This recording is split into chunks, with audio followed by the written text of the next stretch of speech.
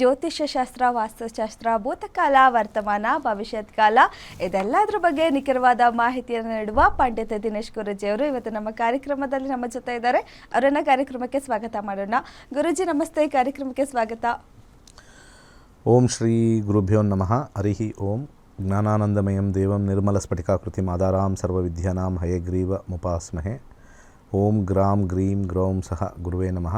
ಓಂ ನಮೋ ಭಗವತೆ ವಾಸುದೇವಾಯ. ಓಂ ನಮೋ ನಾರಾಯಣಾಯ. ನಮಸ್ಕಾರ. ಈಗಾಗಲೇ ನಾವು ಪ್ರತಿನಿತ್ಯ ಕೂಡ ನಮ್ಮ ಕಾರ್ಯಕ್ರಮದಲ್ಲಿ ಜ್ಯೋತಿಷ್ಯ ಶಾಸ್ತ್ರದ ಕ್ಲಾಸಸ್ ಬಗ್ಗೆ ತಿಳಿಸ್ಕೊಡ್ತಾ ಇದ್ವಿ.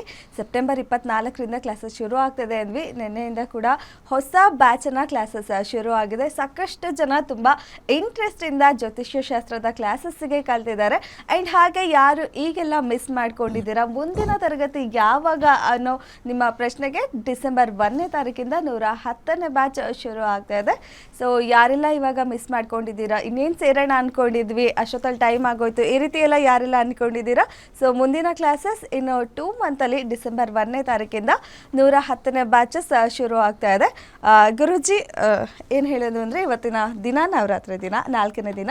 ಈ ದಿನದ ಬಗ್ಗೆ ಹೇಳೋದಾದ್ರೆ ಯಾವ ದೇವಿ, ಎಲ್ಲರೂ ಕೂಡ ಎಲ್ಲಿ ಆಚೆ ಕಡೆ ಎಲ್ಲ ನೋಡ್ಕೊಂಡ್ರೆ ಎಲ್ಲೋ ಕಲರ್ ಹಾಕೊಂಡ್ಬಿಟ್ಟಿರ್ತಾರೆ. ಸೊ ಅದು ಭಾಳ ಇಂಪಾರ್ಟೆಂಟು. ಕೂಷ್ಮಾಂಡ ದೇವಿ ಹಾಗೆ ನಾನು ಹೇಳ್ತೀನಿ ಅದ್ರ ಬಗ್ಗೆ. ಕೂಷ್ಮಾಂಡ ಅಂತ ಬರ್ತಕ್ಕಂಥದ್ದು, ಈ ಗೃಹ ಪ್ರವೇಶ ಮಾಡಬೇಕಾದ್ರೆ ಒಂದು ಇದು ಕೊಡ್ತಾರೆ, ಬೂದುಗುಂಬಳಕಾಯಿ. ಆ ಬೂದುಗುಂಬಳಕಾಯಿ ಸಂಕೇತ ಏನು ಅಂತಂದರೆ ನಮ್ಮ ಬ್ರಹ್ಮಾಂಡದ ಸಂಕೇತ.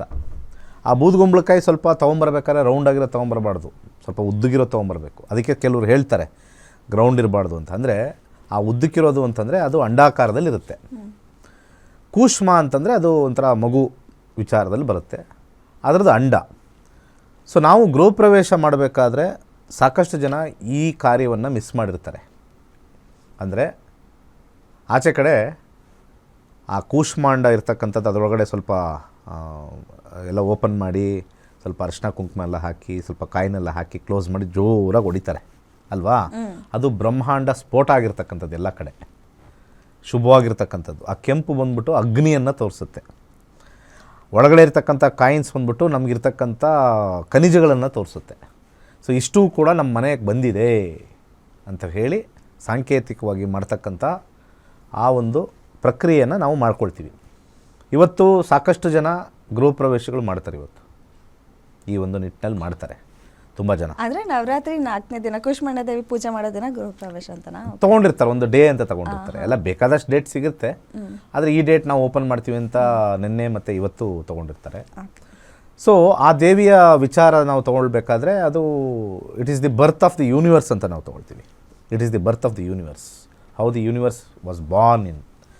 ಸೊ ಹಾಗೆ ಆ ದೇವಿಯ ಒಂದು ಮಹಾತ್ಮೆ ನಾವು ಏನಕ್ಕೆ ಅಂದರೆ, ದೇವಿ ಇದ್ಲೋ ಇಲ್ಲೋ ನಮ್ಗೆ ನಿಜವೂ ಗೊತ್ತಿಲ್ಲ. ನಾನು ಓಪನ್ ಆಗಿ ಕೆಲವು ವಿಚಾರಗಳು ಹೇಳ್ತೀನಿ. ನಾರಾಯಣ ಇದಾನೋ ಇಲ್ವೋ ಗೊತ್ತಿಲ್ಲ ರೀ, ವಿಷ್ಣು ಇದಾನೋ ಇಲ್ವೋ ಗೊತ್ತಿಲ್ಲ, ಆದರೆ ಸೃಷ್ಟಿ ಇದೆ ಅಂದರೆ ಸೃಷ್ಟಿಕರ್ತ ಇದ್ದಾನೆ ಅನ್ನೋದು ಒಂದು ಗ್ಯಾರಂಟಿ. ಇದರ ಸುಮ್ಮನೆ ಇದೆಲ್ಲ ಎಲ್ಲಿ ತಯಾರಿಸಿದ್ರು? ಈ ಭೂಮಿ, ಈ ಆಕಾಶ, ಈ ನಕ್ಷತ್ರಗಳು, ಈ ಗ್ರಹಗಳು ಎಲ್ಲಿ ತಯಾರಾದವು